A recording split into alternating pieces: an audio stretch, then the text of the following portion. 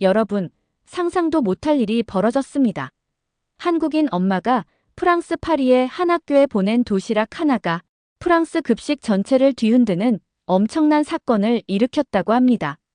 낯선 프랑스 땅에서 프랑스 요리에 적응하지 못하는 딸을 위해 엄마가 싸준 비빔밥 도시락. 이 도시락이 어떻게 프랑스 학교와 지역 사회에 놀라운 변화를 가져왔을까요? 비빔밥 천사로 불리며 학교의 스타가 된 딸, 그리고 프랑스 요리의 자존심을 건드린 한국 엄마의 감동적인 이야기. 그런데 이 이야기는 단순한 해피엔딩이 아닙니다. 프랑스 최고 음식 평론가의 날 선혹평, 여기에 프랑스 전통을 고집하는 학부모들의 거센 반발까지. 결코 쉽지 않은 여정이 이 모녀 앞에 펼쳐집니다.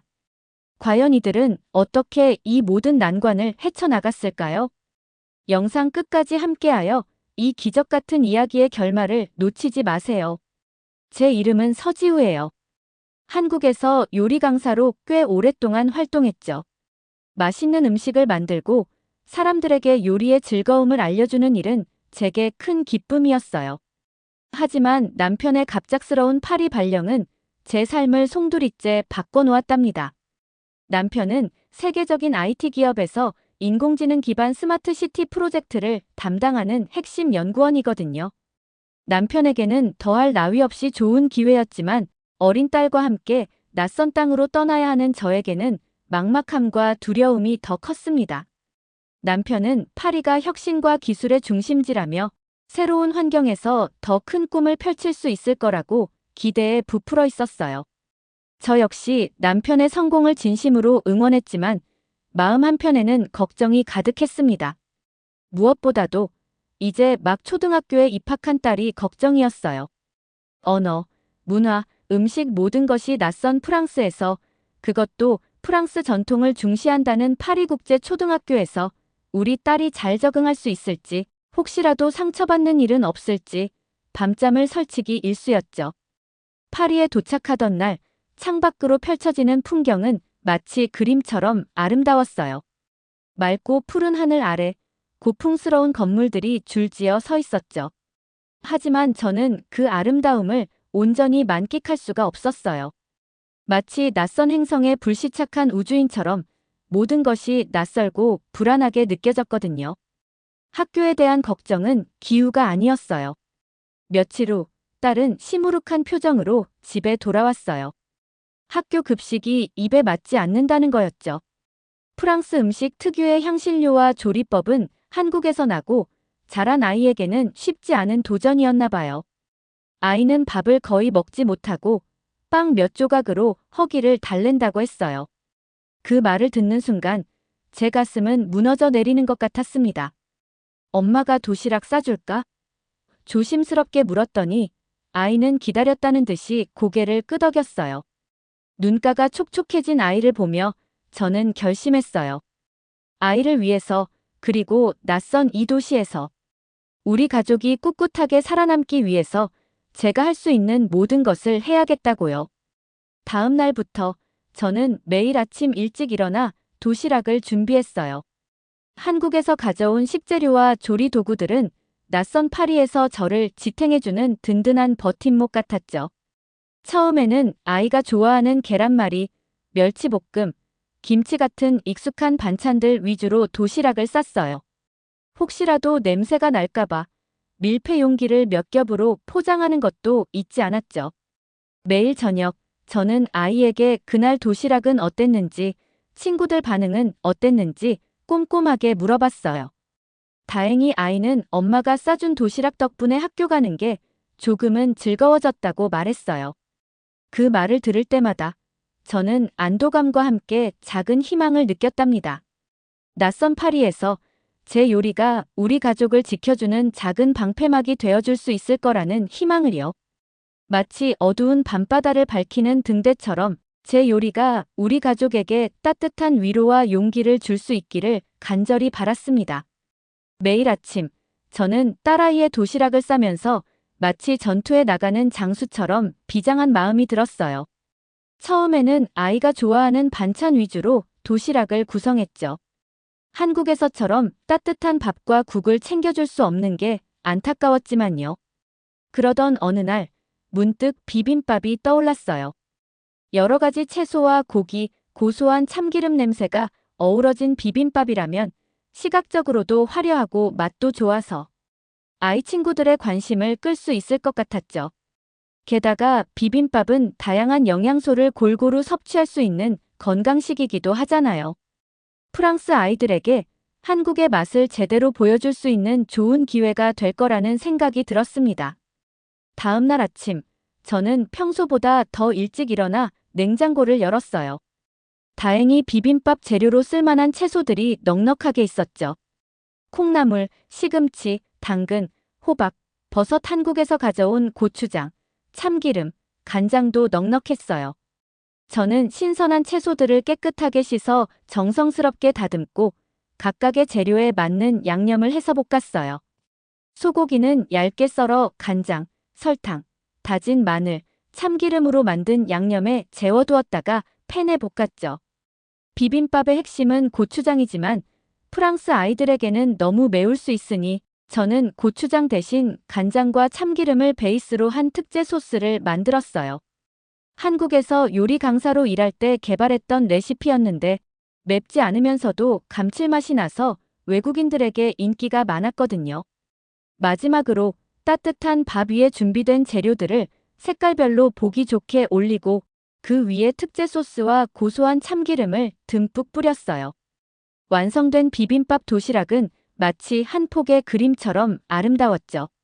저는 아이가 이 도시락을 보고 기뻐할 모습을 상상하며 흐뭇한 미소를 지었습니다. 이거 친구들이랑 나눠 먹어도 돼? 딸아이는 도시락을 보자마자 눈을 반짝이며 물었어요. 저는 당연하다는 듯 고개를 끄덕이며 친구들에게 한국 음식도 많이 알려주라고 격려했죠. 그날 저녁 아이는 평소보다 훨씬 밝은 표정으로 집에 돌아왔어요. 학교에서 있었던 일을 이야기하는 아이의 목소리는 흥분으로 가득 차 있었죠. 점심시간에 아이가 비빔밥 도시락을 꺼내자 친구들이 엄청난 관심을 보였다고 해요. 처음에는 낯선 음식이라 망설이던 아이들도 알록달록 예쁜 비빔밥의 모습에 호기심을 느꼈던 거죠. 엄마, 친구들이 다 맛있대. 처음에는 이게 뭐야? 하는 표정이었는데 한 입 먹어보더니 다들 눈이 커졌어. 아이는 신이 나서 제잘거렸어요. 친구들이 비빔밥을 한 숟가락씩 맛보더니 서로 더 먹겠다고 아우성이었다는 거예요. 결국 비빔밥 도시락은 순식간에 동이 났고 아이는 친구들 사이에서 비빔밥 천사라는 별명까지 얻었다고 자랑스럽게 이야기했어요. 저는 아이의 이야기를 들으며 가슴 벅찬 기쁨을 느꼈어요. 작은 비빔밥 도시락 하나가 낯선 타지에서 우리 가족에게 새로운 희망과 가능성을 열어준 거죠. 마치 어둠 속에서 한 줄기 빛을 발견한 것처럼 저는 비빔밥을 통해 프랑스 사회에 한 발짝 더 다가갈 수 있을 거라는 희망을 품게 되었습니다. 하지만 동시에 한편으로는 걱정도 되었어요. 프랑스 사람들은 자국의 음식 문화에 대한 자부심이 강하기로 유명하잖아요. 혹시라도 비빔밥이 프랑스 학교 급식에 문제를 일으키거나 다른 학부모들의 반발을 사지는 않을까 하는 불안감이 스멀스멀 올라왔습니다. 마치 폭풍 전야의 고요함처럼 저는 앞으로 어떤 일이 벌어질지 예측할 수 없어 초조하고 불안한 마음으로 하루하루를 보냈습니다. 딸아이의 비빔밥 도시락이 학교에서 큰 인기를 얻으면서 저는 왠지 모를 불안감에 휩싸였어요. 그리고 제 걱정은 현실이 되고 말았어요. 어느 날 학교에서 긴급 학부모 회의를 소집한다는 연락을 받은 거죠. 저는 불안한 마음을 애써 진정시키며 학교로 향했어요. 회의실에는 이미 많은 학부모들이 모여 있었고 분위기는 꽤나 심각해 보였습니다. 회의실 앞쪽에는 교장 선생님과 영양교사 소피라루, 그리고 학부모회 회장인 장피에르가 자리하고 있었어요. 장피에르는 저명한 음식 평론가로 프랑스 전통 음식에 대한 확고한 신념을 가진 인물로 알려져 있었죠. 그의 날카로운 눈빛과 굳게 담은 입술에서 저는 왠지 모를 불길한 기운을 느꼈습니다. 회의가 시작되고 교장 선생님은 차분한 목소리로 상황을 설명했어요.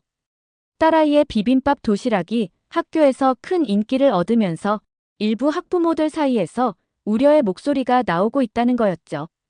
그들은 프랑스 학교에서 외국 음식을 먹는 것이 과연 옳은 일인지, 아이들의 건강에 해로운 영향을 미치는 것은 아닌지 걱정하고 있었어요. 교장 선생님의 설명이 끝나자 장피에르가 입을 열었어요. 그는 단호한 어조로 프랑스 학교에서 한국 음식을 먹는 것은 용납할 수 없다고 주장했죠. 그의 말에는 한국 음식에 대한 편견과 낯선 문화에 대한 배타적인 태도가 짙게 깔려 있었어요. 프랑스 요리는 세계 최고 수준의 요리입니다. 균형 잡힌 영양과 섬세한 맛, 그리고 오랜 역사와 전통을 자랑하죠. 그런데 우리 아이들이 학교에서 검증되지 않은 외국 음식을 먹는다는 것은 프랑스 요리의 가치를 훼손하는 일입니다. 장피에르는 한국 음식이 맵고 자극적이며 아이들의 건강에 해롭다는 주장도 덧붙였어요. 그는 한국 음식이 프랑스 요리에 비해 수준이 낮다는 뉘앙스를 풍기며 자신의 주장을 합리화하려 했죠. 그의 오만하고 편협한 태도는 저를 분노하게 만들었습니다. 저는 참을 수 없어서 자리에서 벌떡 일어섰어요. 그리고 장피에르를 똑바로 쳐다보며 그의 주장에 조목조목 반박하기 시작했습니다. 비빔밥은 단순한 음식이 아니에요. 한국의 역사와 문화, 그리고 균형 잡힌 영양을 담고 있는 훌륭한 음식이죠. 여러 가지 채소와 고기, 곡물이 골고루 들어가 있어서 아이들 성장 발달에 꼭 필요한 영양소를 제공해 줍니다. 저는 비빔밥이 얼마나 건강하고 맛있는 음식인지, 그리고 한국에서 얼마나 중요한 의미를 가지는 음식인지 설명했어요. 또한 아이들을 위해 고추장 대신 간장과 참기름으로 만든 특제 소스를 사용하고 있다는 점도 강조했죠. 하지만 장피에르는 저의 설명을 귀담아 듣지 않았어요. 그는 여전히 자신의 주장을 굽히지 않고 프랑스 요리의 우월성만을 강조했죠. 그의 완고한 태도에 저는 깊은 좌절감을 느꼈습니다. 마치 거대한 벽에 부딪힌 것처럼 저는 더 이상 어떻게 해야 할지 알 수 없었어요. 회의 분위기는 점점 더 냉랭해져 갔어요. 몇몇 학부모들은 장피에르의 주장에 동조하며 한국 음식에 대한 부정적인 의견을 쏟아냈죠. 그들의 차가운 시선과 비난 섞인 말들은 저를 더욱 힘들게 만들었습니다. 마치 제가 프랑스 사회에 침입한 이방인처럼 느껴졌어요. 저는 이 낯선 땅에서 우리 가족이 과연 행복하게 살아갈 수 있을지 깊은 회의감에 빠져들었습니다.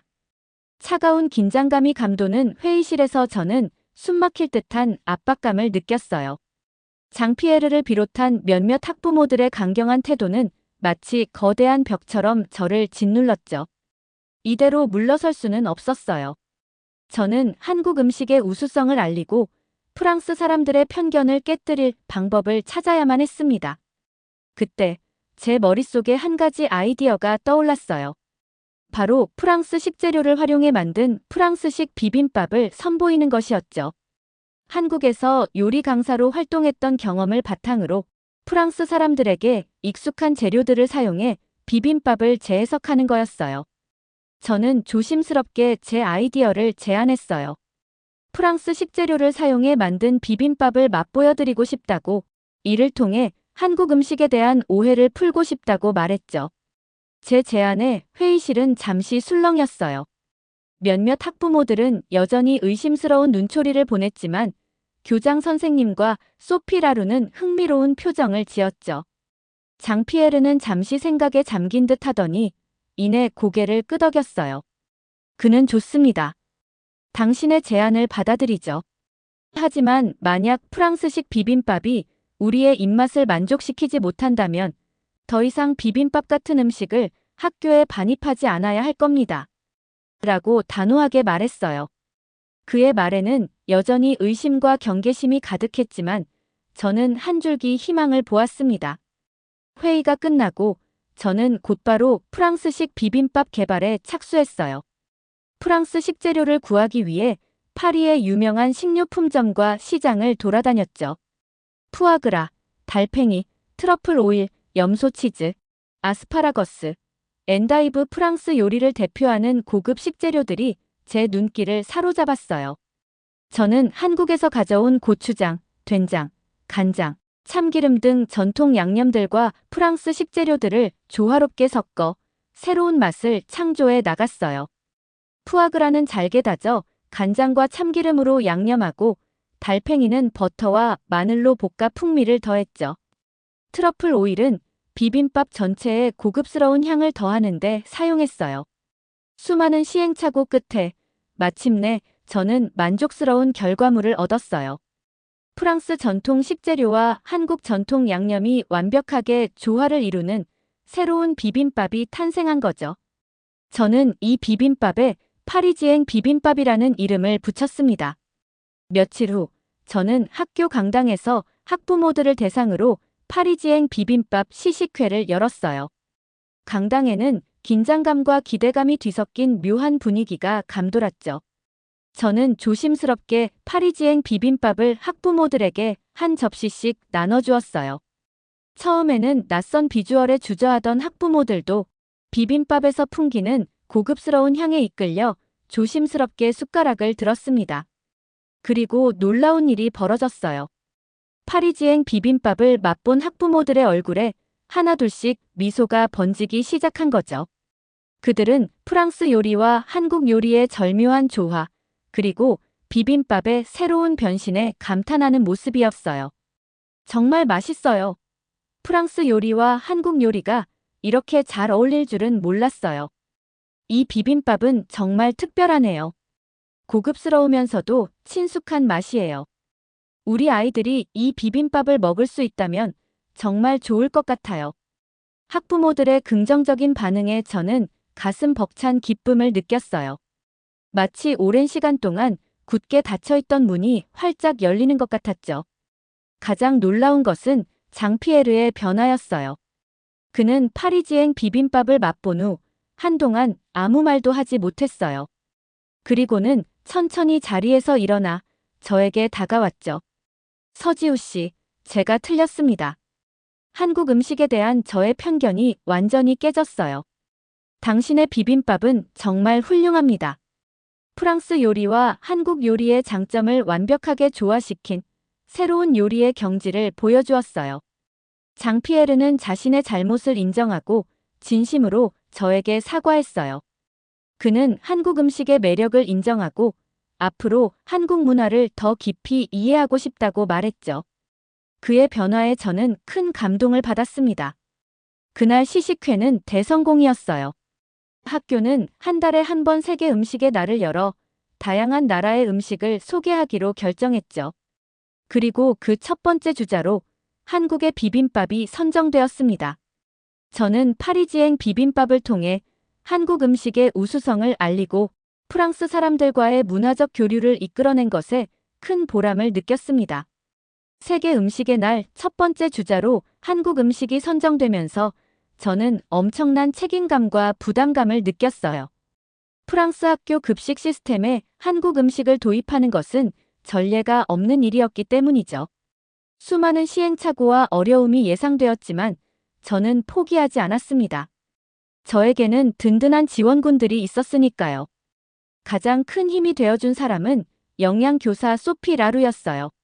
소피는 처음에 비빔밥을 포함한 외국 음식에 대해 강한 거부감을 보였던 인물이었죠. 하지만 파리지앵 비빔밥을 맛본 후 그녀는 180도 달라졌어요. 한국 음식의 매력에 푹 빠져 저의 가장 열렬한 조력자가 된 거죠. 소피는 프랑스 전통 요리에 대한 자부심이 강했지만 새로운 지식과 경험을 받아들이는 데 열린 마음을 가진 사람이었어요. 그녀는 한국 음식의 철학과 조리법을 존중하면서도 프랑스 요리의 장점을 접목시키는 데 뛰어난 능력을 발휘했죠. 우리는 함께 머리를 맞대고 세계 음식의 날에 선보일 한국 음식 메뉴를 개발하기 시작했어요. 프랑스 아이들의 입맛에 맞으면서도 한국 음식의 정체성을 잃지 않는 메뉴를 만드는 것이 목표였죠. 저는 한국에서 요리 강사로 일했던 경험을 살려 비빔밥, 잡채, 불고기, 닭갈비, 김밥, 떡볶이 등 다양한 한식 메뉴를 선보일 수 있다고 자신 있게 제안했습니다. 하지만 소피는 제 제안에 고개를 저으며 이 음식들이 맛있기는 하지만 프랑스 아이들에게는 너무 생소할 수 있다고 우려를 표했습니다. 그녀는 프랑스 아이들이 좀 더 친숙하게 느낄 수 있는 재료와 조리법을 활용하여 한국 음식에 대한 거부감을 낮추는 것이 중요하다고 조언했습니다. 소피의 의견을 받아들여 저희는 프랑스 아이들에게 익숙한 식재료를 활용해 새로운 한식 메뉴를 개발하는 방향으로 전략을 수정했습니다. 예를 들어 닭갈비 대신 닭가슴살을 사용하고 매운 고추장 대신 간장과 꿀을 넣어 만든 소스를 개발하는 시기였습니다. 떡볶이에는 치즈를 넣어 고소한 맛을 더하고 김밥에는 햄과 채소를 넣어 아이들이 선호하는 맛을 내려고 노력했습니다. 메뉴 개발 과정은 쉽지 않았어요. 서로 다른 문화와 입맛의 차이를 좁히는 것은 생각보다 어려운 일이었죠. 때로는 의견 충돌이 일어나기도 했고 밤늦게까지 레시피를 수정하고 또 수정해야 했어요. 하지만 우리는 포기하지 않고 서로를 격려하며 앞으로 나아갔습니다. 교장 선생님 마티유 뒤퐁 역시 우리의 든든한 지원군이었어요. 그는 보수적인 프랑스 급식 시스템의 변화를 추구하던 중 비빔밥을 통해 다문화 급식 프로그램의 가능성을 발견하고 적극적으로 추진했죠. 그는 전통을 중시하면서도 새로운 시도에 열려있는 개방적인 인물이었어요. 교장 선생님은 세계 음식의 날 행사를 성공적으로 개최하기 위해 학교 예산을 아낌없이 지원해 주었어요.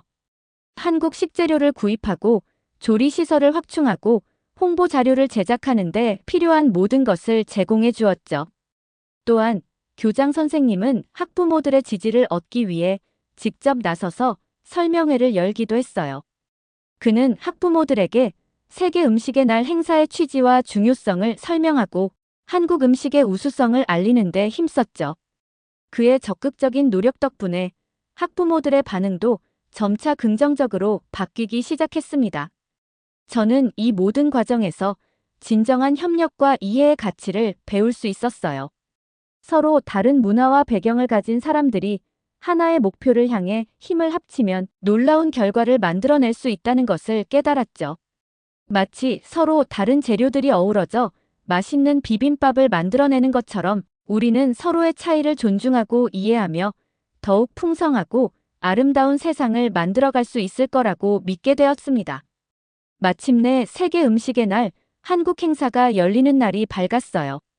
학교 식당은 한국 전통 문양과 그림으로 아름답게 꾸며져 있었고 흥겨운 K-팝 음악이 잔잔하게 울려 퍼지고 있었죠.